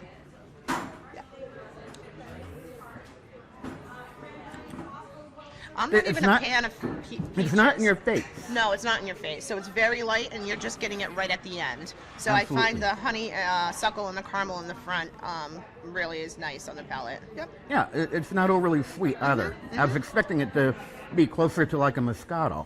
No. Our All right. apple wine, if somebody comes in and likes a Moscato made out of grape, then I suggest the sweet apple. It's right. made out of the Honeycrisp Gala blend, so it is their sweetest apple. So, and that's a very light wine as well. Okay, so the peach is the only new one here. I tried them all last year. Mhm. And you say that the strawberry rhubarb is the most popular one. It is. Everybody likes that one. I because- remember that one being my favorite from last year. Does it change at all from year to year? Not really. Like no. a grape vintage? No grapes. So yeah. that's no. So You don't being get the fluctuation depending with on the weather. fruit, no. Nope. We call that one pie in a bottle, so it literally smells and tastes just like a strawberry rhubarb pie. Exactly as I Sweet remember it. up front, and then that little honey, the little rhubarb catches you at the back of your throat with the little tart. Yep. All right. I understand you've been here every day. Every single day, yes. Mhm. All right. And What I are you? got, What are you? 5 more to go. What are you doing on Monday? Sleeping. Great, Debbie from Raven Hollow. I want to thank you for your time. Thank you, Kenny. Yep. All right. Still here, but behind the camera, and I found this place at the Eastern States Exposition called the Front Porch, and they have a lot of great local craft people here and local business owners. And here is one. So fitting, I'm here for Southwick Community Television. We have a business owner from Southwick. Sharon, can you tell me where you are from? Sure. I own a shop right in Southwick on College Highway called Re-Inspired, where I sell upcycled furniture and decor. Very eclectic shop. mixed with antiques, vintage, new stuff also mixed in. Hopefully something that will appeal to everyone. Yeah, and I'm part of this awesome place down called the Front Porch at the Big E, and it's all the buzz and everybody's excited about it. So it's been awesome. So do I understand right that you actually work on some of the products that you have? I do. We take stuff out of basements and attics and all kinds of things and transform them to make them more usable for today, so that they'll fit in with our decor of today. And you mentioned that you did have a shop in South, a physical shop. I do, at 365 College Highway, right in Southwick. It's right on the bend as you're heading towards Granby, Connecticut. And how long have you been doing this? I started about 5 years ago. I opened the shop in December of 2018. I was a high school guidance counselor before then, but now I'm doing what I love and loving what I do and trying to share that with people. What inspired you to get into this? Actually, we purchased a home at the beach a number of years back, and it was fully furnished. And because we purchased the home, we couldn't afford to furnish it, so I just started re-inspiring everything in it. So I reused and repurposed and continued to. I still have a lot of those pieces in that house today. Still shocked that you're at the Big E? Absolutely. It's been an amazing experience, exhilarating, exhausting, but such a cool place to be. Excellent. Well, thanks for taking the time to chat with us. Thank you. Okay, I've suddenly shifted behind the camera, but I'm still doing my job here. I am with Amber from Champagne Apothecary. Hey! Hey, what brings you to the Big E? Oh, you know, such a great time for exposure. Love to meet new people. You know, we're new to the area. Well, we're to the area, right? We opened up in February in Westfield. We brought our business and my whole family back out from California. We actually were born and raised here, but we lived there for a while, so the whole thing transitioned. And so we're just out here trying to like meet up with people, like get to know everybody in the community, see what's going on, kind of like, you know, get our name out there. It's a good time. So it took you a little while to get that shop opened up over on School Street. It sure did, and I waited for the spot because I knew I wanted to be there. Like, I looked at probably every spot that was available in Westfield, and at the time it just wasn't available, but I was like, okay, I'm gonna hold out, because I knew I wanted to be over there. It is an amazing street full of awesome entrepreneurs, great friends now, and like it's just like an awesome spot to be. So yeah, it took us some time to get in there, but I'm glad that we waited and we went there. And a lot of people joined you once you moved in too. Yeah, a lot. Yeah, it's been so fun, and like I said, it's just such a great group of like women entrepreneurs on that street and family entrepreneurs on that street. I mean, you've got everything from like Circuit Coffee to Bud Suds, and then the Good Table and the Hanger, and like the Wendy's Nana's Kitchen, and just like the Groomtastic and the Hair Girls and Hilltown Chic and Bay Bella Boutique, and like myself there at Champagne Apothecary. So it's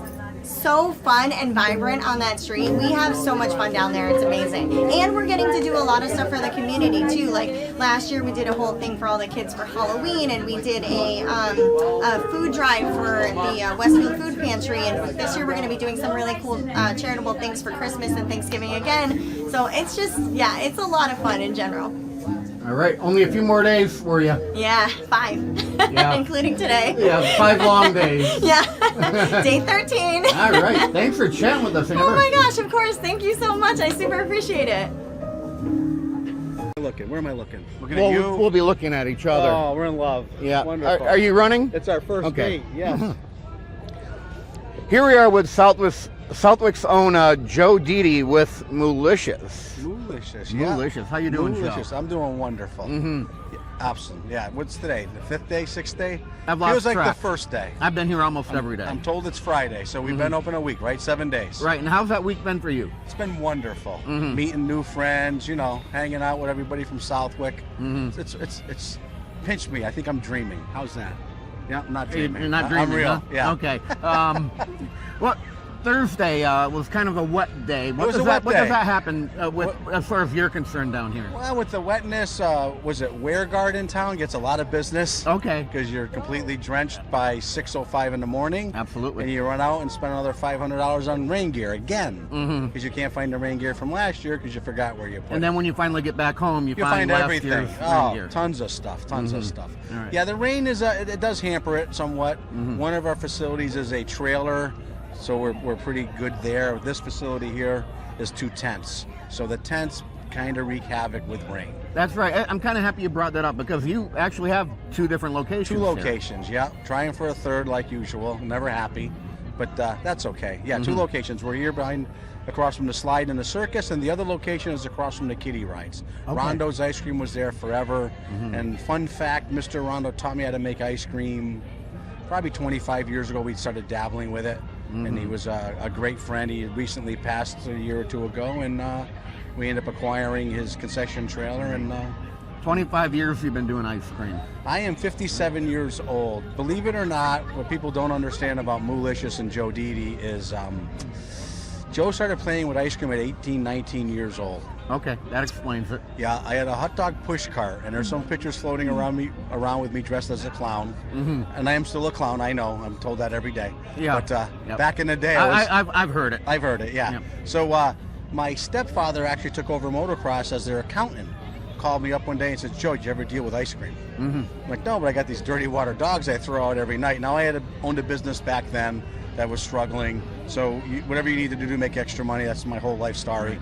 So we bought a hot dog cart, we'd go down to Civic Center, and we'd sell hot dogs on concert nights. And the dirty water is what makes them really good. It too. really Come is. on, let's admit No, it's all good. Dirty water dogs, yeah, there's no doubt about it. So that snowballed into going to motocross with novelty ice cream bars, chocolate eclairs, strawberry shortcakes, and I would sell them. And an old man at the time named Bernie Yellen was in charge of motocross, and he would say, "Hey, I don't mind you selling, kid, but you got to sell every weekend, not just during the Nationals." Gotcha. Right? Yep. And we did, and that kind of morphed into playing with ice cream, and Moolicious was built out of, believe it or not, the motocross track. Wow. Yeah. Wow, that's some great history. There really is some history there. Yeah. And anything other than ice cream that you do at Moolicious? Maybe not necessarily here, but back at the farm. Back at the over on farm, we Feeding have the Frog. hamburgers, hot dogs, onion rings. We have a gamut of, I don't know what you want to call it, lunch food, snack food, that kind of stuff. Right. Plus, we manufacture all our hard ice cream there. So that's the key. It's made fresh.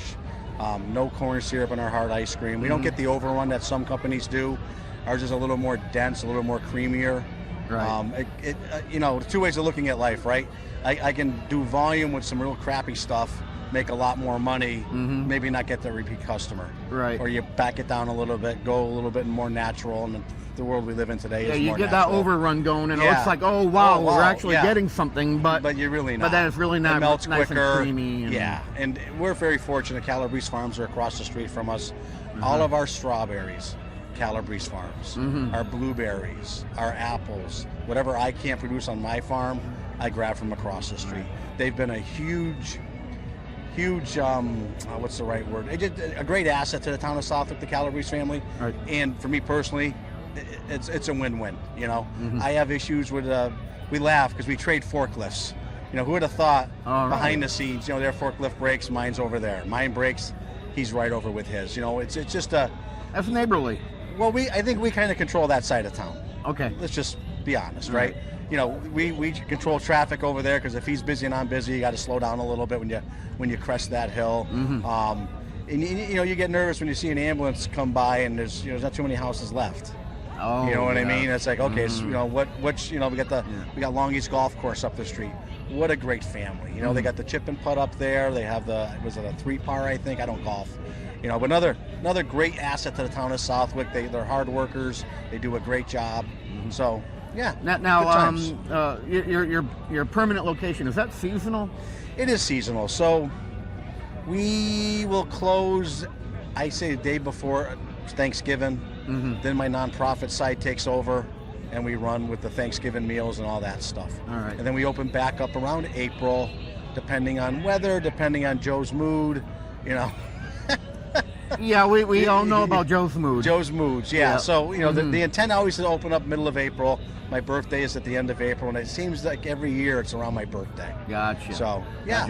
Gotcha. Now, I am going to get back to your ice cream in a minute, but Sure. you did mention Thanksgiving. Yes. Now, you've been known for doing something for Thanksgiving every year as long as I can remember in Southwick. Yeah, I think we've been doing it. So the Muna was invented 10 years ago this year. So I would think our Thanksgiving's all of 9 or 10 years we've been doing those. Right. Yeah. Yeah. It's a. Now, do you want to tell me about what you do on Thanksgiving? So it's interesting, and the last year was a rough one, and this year's going to be a rough one. I had my knee done last year, weeks before the town stepped up. I apparently have a lot of associates, or I should probably call friends, that come out of the woodwork when needed. And when not needed, you don't even know they're there. You know what I mean? I know the feeling. Yeah. So I had a knee done last year. Bob Paul Valeri, who donated the animal shelter in town, who built that animal shelter, who does not need to work, okay? He's retired, doesn't need any aggravation. He's 70-something years old. He washed all my dishes last year at Thanksgiving. He sat in and he asked for a cup of coffee, you know? But you know, that's just the loyalty and the connections I've made over the years that sometimes you forget about, but they seem to resurface every now and then. So Thanksgiving, 300 meals. Real simple.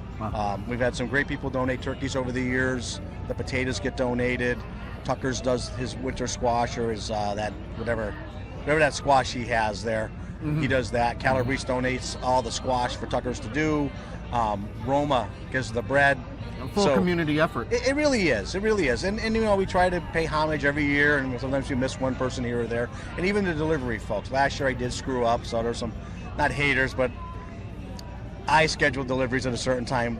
The young lady that really does a lot for the Civic Fund is my daughter, Elizabeth. Okay. A little more rough than me at times, but she's getting better. So, of course, she scheduled deliveries at a certain time. I scheduled deliveries at a certain time. I was first. The poor folks showed up after to help, and I panicked. I had nothing left. I'm still trying to get over the fact rougher than you.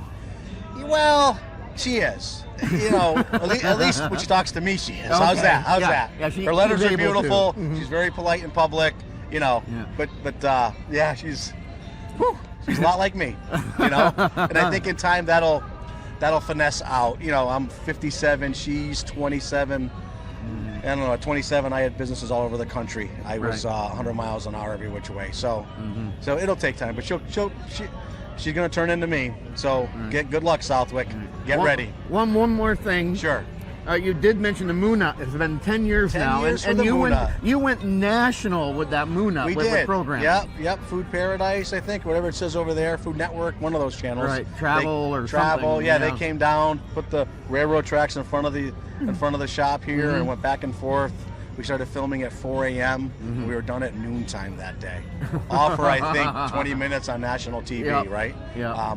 Great experience, though. Wouldn't change it for the world. Right. Yeah. So you tend to try to come up with something different every year. Did you come up with something different this year? So the last 2 years we did not. I have 12 new items due to, quite honestly, making sure you could have the product here. The times have changed as far as knowing you have inventory, knowing you can get things is very spotty. So for 2 years in a row, we did not do anything new. We will next year. I actually reached out to the Big E too late this year with a new item that came to us, and it just didn't work out, which is fine. Can we still get the Moonut though? So the Moonut's here, absolutely. Yeah, Moonut. Awesome. That's probably our biggest seller here, and we do have it at home. We have the Moonut. It is not on the menu. Oh, it's another menu. It's another underground deal. Yeah, it's like the animal burger at In-N-Out. You have to know about it. You have to know about it, you know. So the Moonut's there. The ice cream stuffed apple fritter is there. When we're done with the Biggie, we'll bring Smash a Pie back for our fall. That's another item that's not on the menu. Right. If you have time, let's talk about the farm parade. All right. We got the farm parade coming up, the 22nd of October. Great time. Yes. So I will be there filming it. That's right. You keep telling me that. Yeah. Wonderful. And we'll figure out the logistics, of course. Yep. But it's a great event for the town.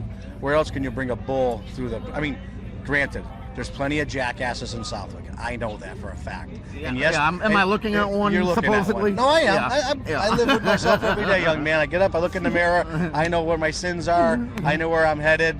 A lot of the time it ain't good, but I'm still headed that way. The fact that you know, makes all the difference. And you really should know. Yeah. As we get older. Yeah. I know I'm a jackass. Yeah, we're not changing. No. You know, you can try to shape me, and some people have done a real good job in trying to clean me up and watch my swears when we're doing these conversations, and it's all good. But at the end of the day, I'm still Joe Didi. Leopard can't change its spot. No. I'll always be a nonprofit guy. I'll always push for the town, regardless of where my political venues take me down the road. And I do see, regardless of you serving on select board, let's say, or not, you are still all over the place, and you're doing everything you can. But don't for you the have town. to be?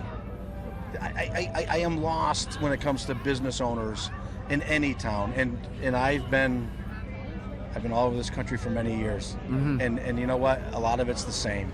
Small town USA is everywhere. The boss hog of selectmen is everywhere. You know what I mean? The ice cream shop is there. The guy selling burgers is there. I've literally been, I can't even tell you how many cities, and learned a lot from each city, and learned a lot from every mom and pop shop. And that's how I built Moolicious. I built Moolicious with Mercedes-Benz. Mercedes-Benz had me out there for years doing real wild projects, and I took what they taught me was you have to build an image. You have to build a comfort.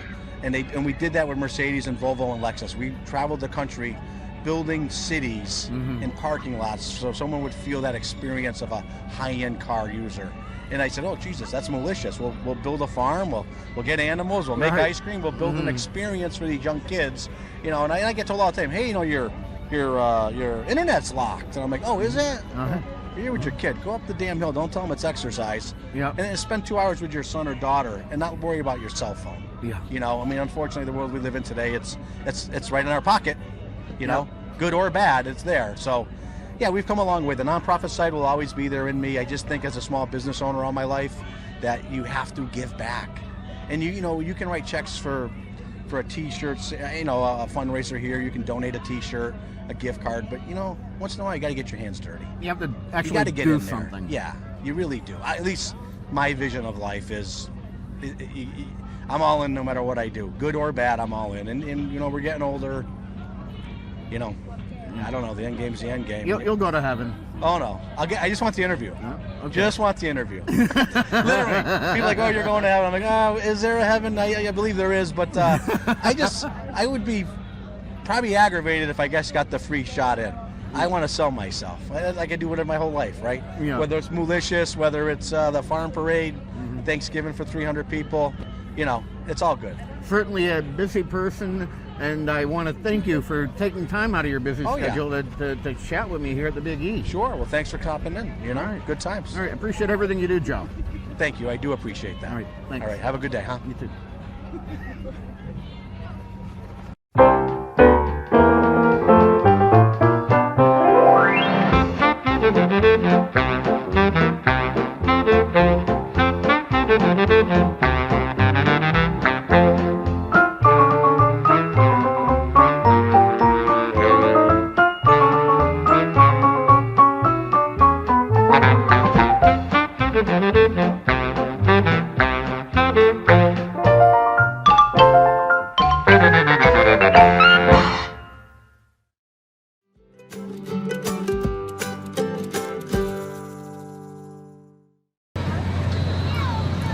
So we are now at the Big E. All right, we just through the magic of Star Trek and transportation, we are at the Big E. You have beamed me up. Yes. So we filmed some amusement rides, and I figured, you know, you ever remember Mr. Science Theater 3000? He had the B-movies running in the background, and then the people underneath talking about the movie. Yes. We're going to talk about these rides. Okay. Like this. If you look at that, Kathy, would you do that? The high swinging charity thingies? Maybe. That used to be one of my favorite rides at Riverside. I'm okay with the going around. I don't mind going around. Mm-hmm. The up and down I don't like. I don't think the ones at Riverside went up that high, though. Maybe not. Yeah. But it seems like a gentle ride. And there's something I've noticed. There's a theme going on. Everything is about something whipping around in a circle. Okay. The most bang for your buck. Yeah. The circles of your mind. Yeah. So speaking of bang for your buck, that was about it. That's what you get out of that ride. Yeah, and correct me if I'm wrong, but with the Ferris wheel, the large one, doesn't it just go around once and then it lets you off? I believe when they were interviewing Mass Appeal regarding that, it was 3 rotations. 2 to 3 rotations to get out of it. Really? Yeah. I'll have to watch. I remember going to you'd go to the Ferris or Riverside and you'd go around and around and around. Right. That's it? They do that anymore. That was also a faster moving Ferris wheel. This one is like this thing. All right. Okay, now this one I've been on these. Have you? Yes, I have. Yes, I have. All right. And would you go back on it?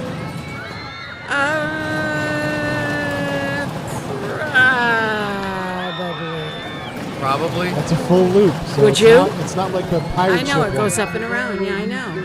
Would you? 30 years ago, I used to get on every ride. Did you? Yeah, I don't know if... imagine eating a triple fried Oreo and then having a pickle and then going on that. No. You have to go on that before lunch. Yeah. See, now that you get some hang time. Oh, no, I would... No. No, and then you go the other direction. No, I'm not going to hang there. I'll go around, but I'm not hanging. All right. I think they let you hang up there on purpose so that your change and crap can fall out of your pockets, and then they get to collect it and keep it later on. You could be right. No, but years ago, what several times during the summer, I'd be at Riverside just hitting all the rides. Like, you get the all-day pass that they would staple onto your pants. Yep. And then when they became Six Flags, I just never really... I got older and just didn't bother going, but I'm looking at some of these and I'm like, well, I'd do that in a heartbeat when I was younger, but now, maybe not.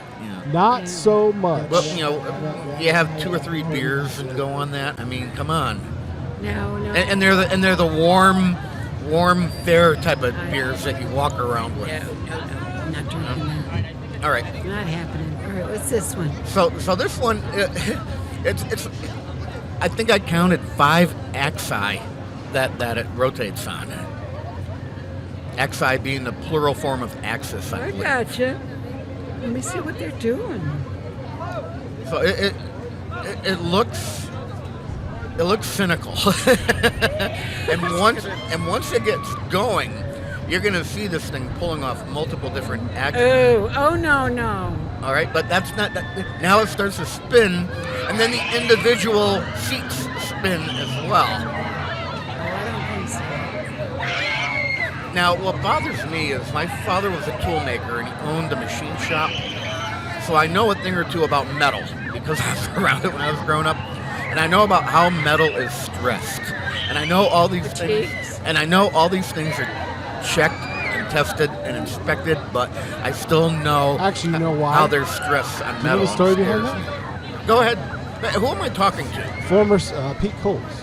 Former state representative Paul Carey, who broke his back on one of these carnival rounds when he was a kid. And he went to the state legislature and got laws passed that every fair that's set up had to be inspected by the state. Good. For safety. How long ago was that? He broke his back, I think, in the 70s. Oh, okay. Yep. All right. But you didn't know that? So now this one kind of looks like you get your bang for the buck because it's still going on. Yeah. So don't worry about my buck being spent on this. It's not happening. Now, had you also had those 3 warm, fair beers and a deep fried, a deep fried donut with a side of chimichanga or whatever. Yeah. Now you also have gravity coming into play here. So if your day is ruined, somebody else below you, their day is probably ruined too. I'm not doing it. Yeah. Nope. Well, that's another reason why I don't go on any of these rides. I don't want something from up top spilling or falling onto me. But I want to thank Emily Acosta for filming these rides. She should have filmed you on the rides. Aha. I try. She brought a friend along, and one of the attendants saw us filming the rides. And the attendant was like, "Do you want to get on?" And the friend goes, "Well, if you want to give me a band, I'll get on there." No, didn't happen. Nope. You take the freebie when you get the freebie. Did you tell them that? That they wouldn't give the band. No, I understand that. Yeah. If somebody's going to let you on a ride, go on the stinking ride. No. They were looking for her to pay to go on the ride. They weren't going to let her get on. Negative. Yeah. Yeah. Interesting. Yeah. So, and I think it's a little expensive. It's very expensive over there. I don't even. Actually, if you buy them in advance, it's cheaper. Yeah. But if you had told me that, I probably would have much more. But the other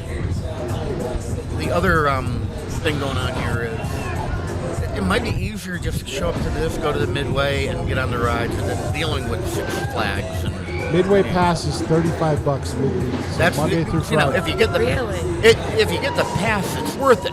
But if you only want to do one or two rides, you know, it's you know, they got this ticket thing going on there. That's probably about less than half the price of Six Flags. Yeah, I think. Oh, absolutely. And I think if you get it, do the ride by the ticket, it's like $10, $12 for a ride that way. Now this I was really surprised with because I think back to Riverside Park again and the pirate ship. Yeah, I remember that one. Did the pirate ship not do a full rotation or kind of hang up? It did not. Okay, but I think it seemed. I remember it going maybe higher than this, like almost doing a flip. It was it got horizontal. Yeah, horizontal. We're watching it and we're like, okay, is that it? Yeah, this doesn't go up very high. And of course, this is one of the rides that has music blaring in the background. Oh, yeah. And it sounds really good because you have that overdriven, underpowered speaker with the blown woofer. So now it's like. Okay, whatever you said. Okay. Yeah, Pete knows what I'm talking about. You're doing it to me again. The distorted music. Yeah, I do know what you mean. Yeah. The tilt-a-whirl always had that blaring in your ear. Okay, now they had the tilt-a-whirl there. The what is it? The Swiss Express thing had it too. Something like that. So they did actually have the tilt-a-whirl. And I'm looking at it, I'm like, do I want to film the tilt-a-whirl? And I'm like, no, it's a little too boring. So here's another one that has multi-axi. Yeah, so I have a feeling you would have gone onto that ship that was rocking back and forth. Yeah. Now, it would, give this one a second or two, and you tell me, would you? Now, it's a decent little swing, right? Until now. Who thinks these things up? They're more like a torture device. See, that's the way the pirate ship used to be. Well, the thing is, there's a lot of engineering going on here, so it's not some backwoods hicks coming up with this stuff. Oh, absolutely. A STEM class could analyze that. Yeah. So that one seems to be a little bit more tamer than the other multi-axi one. Yeah, but they're pretty high up there.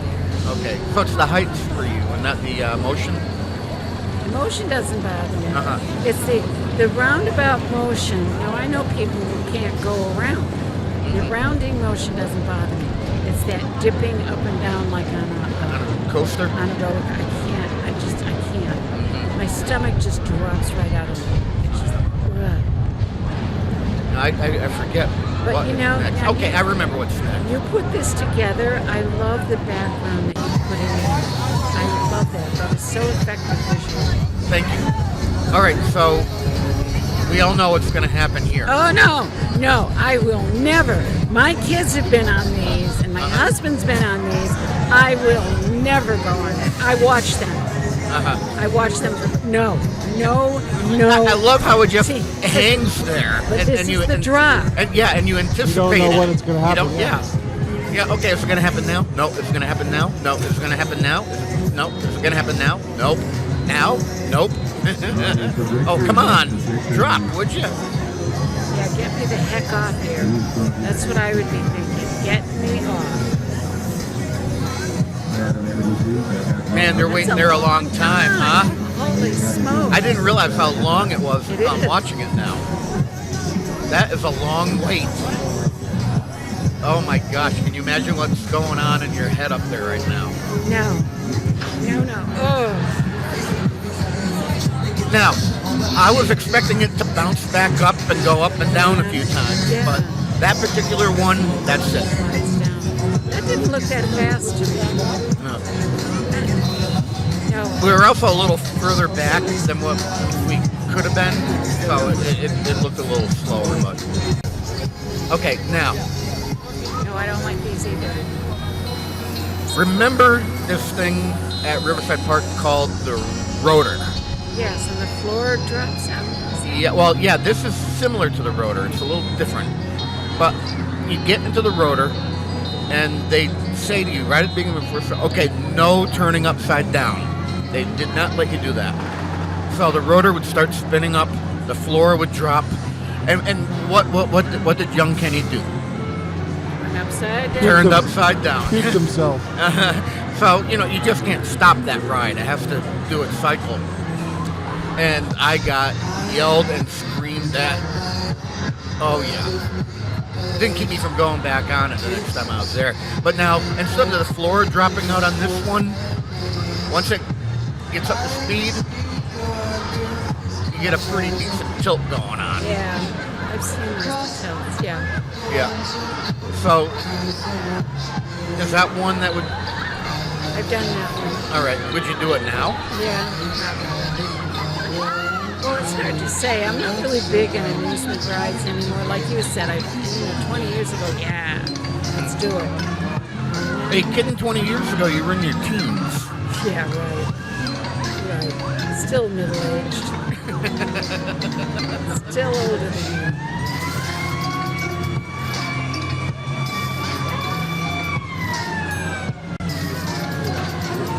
I probably shouldn't have I shouldn't have filmed this one that long. I think we have 2 left.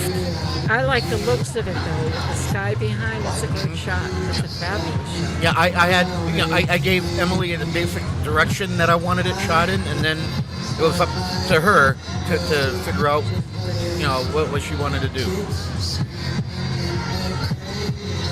And we had obstacles with filming a few things because of where the sun was. So you had to take that into consideration too. So this one's kind of cool. This is another, as I said at the beginning of this segment, spins around and around and around. But now you're prone, and it's like you're Superman or Superwoman. I'm not so sure about that one. That's the position you can get when you do the zip lines in Las Vegas. Right, Yeah. So, you know, it gets going. Now after a bit, you see it starts to give you more height, and then it starts to skew you. You know, why do people even like this? Think about it. What is it about an amusement park that makes you want to do this to yourself? Adrenaline rush. You get that, Peter?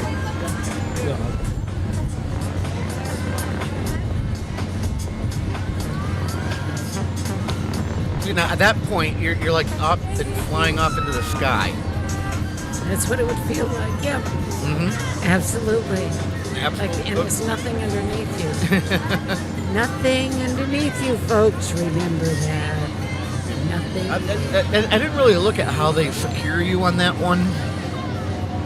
I'm gonna have to walk through there when I'm filming again, just to see how they Are they on a frame or I can't tell? They're lying down on a frame of some sort, but how are you locked into place? Oh, you just hold on.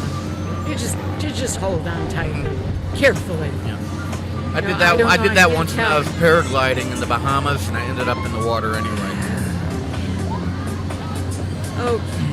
You must have given your parents heart attacks when you were a kid. God bless your parents. God bless them. No, you know, I'm from that era where, you left in the morning. You went out. You're told, get out of the house, and I came home when the lights came on. Yep. Yeah, I don't know if they ever wondered where I was. That's a good question. I've thought that myself because I did the same thing. We played around the neighborhood. You went over to somebody's house. They didn't necessarily know whose house I was in. Yeah. We rode our bikes all around the neighborhood. All over the neighborhood, all over the city. Oh, the Matterhorn. Okay, now here's the thing, the Matterhorn. At Riverside, again, going back to Riverside, it was one of my favorite rides. Actually, it was one of my mother's favorite rides, too. But it wasn't called the Matterhorn. It was called the Swiss Express or something. Music Express. Music Express. And if you take a look in the middle of this, you can still see the disco ball from Right, when yeah. it was Music Express. There you go. There you go. But Yeah. now they go backwards. We went backwards. I Yeah, I think. remember going backwards. Backwards, and then it turns. Yeah. So this is a longer segment, and I'm I put it in because people start to see the camera, and now you see them trying to They're show off. mugging for the camera. Yeah. They try to show off to the camera, but as this thing is speeding up, they miss it. They don't quite get it, and then you start to see people's faces when the centrifugal force starts to pull you all the way over, and you're pushing into the other person in the seat. And that's what was so cool with this thing, because the centrifugal force did just get to be so crazy. Yes, it did. I remember that you completely squash whoever was next to you up against Can't the help side. it. No, and you can see people now start to grab a hold of the rail and try to pull themselves back. Yeah, I used to hold on to the rail, but it didn't do any good. Yeah. Yeah, you can see them now. They're starting to realize they're in trouble. and you know, again, it's another thing that goes round and round. Yes. But this ride has little ups and downs in it as well. Yep. And it's fast. Look at that. Yeah, no, it can cruise along pretty good. And you get a full song's worth of a ride out of it too. And every once in a while, I'll hear a song and I'll think, that sounds like an amusement park. Mm-hmm. It's interesting. Yeah, and the force is getting worse and worse, and they're okay, and that is it. That's fun. Yeah, That's fun. Thank you. So hey, thanks for joining me at Riverside. It was a good day. The weather's great Eastern out States here. Exposition. Come on down. All right, and with that, I'm gonna get back to my film, and we can get back in the studio. All righty. Wait. Can I go back? Don't you love the magic of television? Can I go back to the Big E?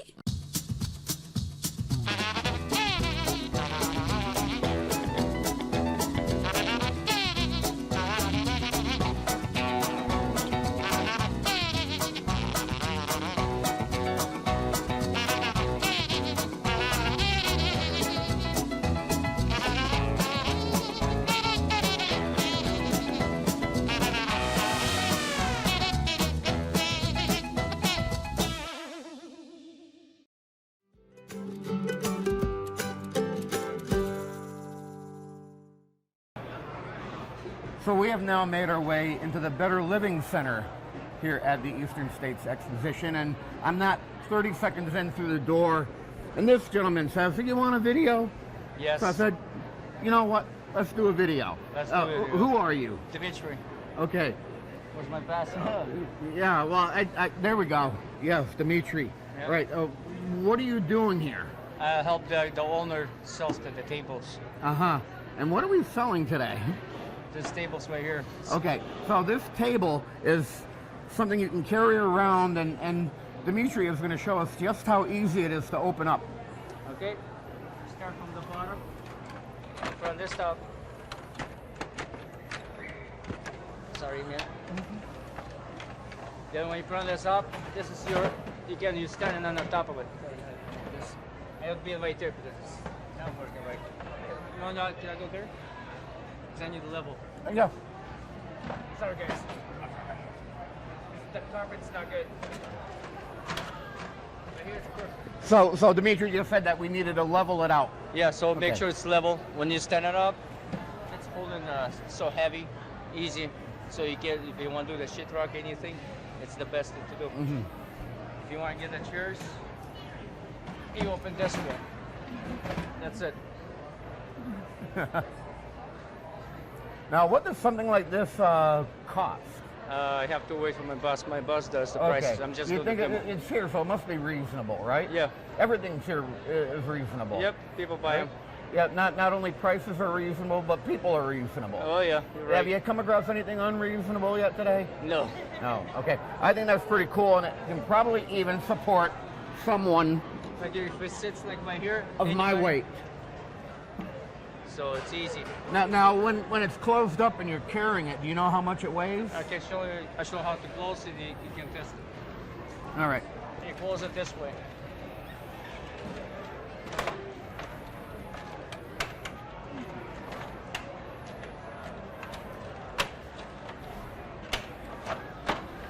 Here, try to pick it up.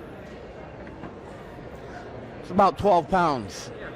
It's easy to carry it. Anybody can carry it. Even a Yeah. little kid can carry it. Yeah. This weighs about the same as that tripod you've been lugging around all day, Emily. and where the tripod will only support the camera, this will support you and 3 of your friends. Easy. Yeah. Dimitri, thanks for chatting No with us problem. today. Okay. So, hanging out again at the Better Living Center, I came across the T-Mobile booth. Hold on, the T-Mobile booth. Well, that's blocking you. Come on over here, man.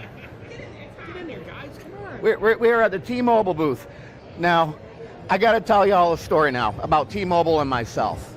All right? You know, Scout's honor, this is the truth. I have been selling consumer electronics since the mid-'80s. I go back originally to analog cell phones when it was Lynx and Metro Mobile in the area. Fast forward about 15 years, all the little digital cell phones came out. I started out selling cell phones and the service for a company called OmniPoint Communications, okay? Anyone here, can they tell me what OmniPoint Communications ended up turning into? OmniPoint Communications turned into VoiceStream. Guess who bought VoiceStream? All right, so VoiceStream was out for quite some time. They had a very popular person pushing the program. And then after a while, Deutsche Telekom owns a company that bought VoiceStream, and then at that point, VoiceStream became T-Mobile. And now, to this day, you can see at the bottom of my phone there, T-Mobile. So through OmniPoint and through VoiceStream, and then finally, T-Mobile. T-Mobile. So I think after all of my commitment to this company, I deserve a spin at the wheel, and you should stop it at whatever the best thing is. Okay, you don't have. Okay, you don't have to stop it. I Better can just yet, spin it. what do you like on there? You don't even have to spin it. Well, What do you like? Tell me what you want. I'll have to look at it. But just for video, let's see what I would have ended up if I was a normal, everyday, off-the-street person who never even heard of OmniPoint or VoiceStream. What would I have ended up with? Free swag. Is that one of the top tiers anyway? That's giveaways. That's giveaways. All right. All right. We're gonna see what we might get out of this. Isn't that a cool story though? No, it is. That is. It definitely is. All right. We're gonna figure things out here, and then we're on to see who's next. Oh, look at this. And it's not even Tuesday. It's not even Tuesday, but it's a cool headlamp. So that means next time I'm at the Studio 120 control room and I need to wire something in the head ends, I can get up in there with this light and see what I'm doing. T-Mobile, we got home internet, free watches, free tablets, free kid trackers, free husband trackers, free wife trackers. Come see us in the Better Living Building. All right, thank you. Back to other things in the Better Living Center. For a week, let's cut our chance of cancer. Eat a salad today, keep the doctor away. Thank you for that roaring round of forced applause. Yeah. Now, guys, next question for you. Anybody in this good-looking crowd spend $100 to $300 a week on your grocery bill? Easy to do. You got kids around, guys, it's easy to do. Average family of 4 guys in this part of the country spends about $15,000 a year at the grocery store, and you're eating about 2.5 tons worth of food, too. Next question, what's the most expensive room in your house? I don't want to hear where you keep your tools back there, buddy, okay? Or your shoes. Most expensive room? It's the kitchen. We spend thousands of dollars in granite countertops, $20,000 in cabinetry, but the most important part of our kitchen, guys, lives down in that gadget graveyard, so I'm going to head down there right now. Michelle, if I don't come back, you're taking over my show. Joe, you get some help, okay? It's very scary down here. I might not make it back. See if you recognize this sound. You get some help, too, okay? Here we go, guys. This is the dinner bell most house. Now, Olivia, I might need some help back here. No, Olivia, hang on a sec. I found it. Okay, I got that. I found the lid. No, okay, Olivia, I'm back. Now, most of us are cooking that $15,000 worth of food on $50 or something that looks like this. Now, don't laugh. I promise I'm going to return it after the fair, Pat, okay? Yeah. I had a lady, guys, the first day of the fair. She goes, I wish my set looked half this good, right? Recognize the old porcelain pot from Grandma's house? Hey, my grandma had a canopy bed, but her canopy was under her bed. Nobody gets that joke, Joe. Nobody gets that joke. How about the old copper bottom, guys? Anyone get this as a wedding gift back in the day, the old Revere ware? How you doing back there? Love your hair. Yeah, guys, this is a very expensive pan today. This is a $225 pan, but because it's so thin, you get the hot spot. So this is a piece of cookware. You buy it, you use it, you buy it again. Has anybody here ever replaced a pot or pan in your entire life? You're in good company, Lindsay. Americans, on average, replace their cookware every 3 to 6 years. You buy the good stuff, you got it forever. Now, guys, anybody here recognize my old friend, Mr. Teflon? Soon to be Mr. Teflon. A little too much pepper in your eggs back there. You didn't have any pepper this morning. I love that smile. Guys, I got to slow down. I got to get serious for a second. This pan, guys, will hopefully be gone this year. Big class action lawsuit. Check it out online. Every state in the country is suing DuPont Chemicals. Company makes the coating because they've proven in a laboratory that the chunks that come off here will give you cancer. I'm also selling this one pretty cheaply today, buddy. It's only $700. Yeah? Now, guys, let me show you my egg. Now, this is not Teflon. This is surgical stainless steel. And the reason we can do this and other stainless steel cookware companies can't, that's native Pennsylvania steel. That came out of the ground as iron ore in Pennsylvania, became a pan.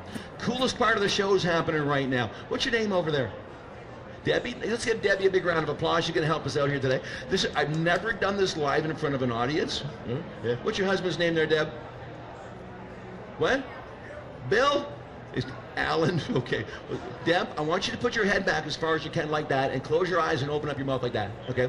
Now, I've been practicing with my dog for several months now, okay? So, and my dog catches that egg. It's crazy. You're going to love it, right? But I've never actually done this with a human being, so I've decided we're going to do this right now, okay? My heart is pounding right now, Gary. Okay, so what we're going to do, actually, I did it with my neighbor. I've been practicing for a couple of weeks. I kind of caught my neighbor in the eye. I kind of blinded him a little bit. He can still see shapes and colors, right?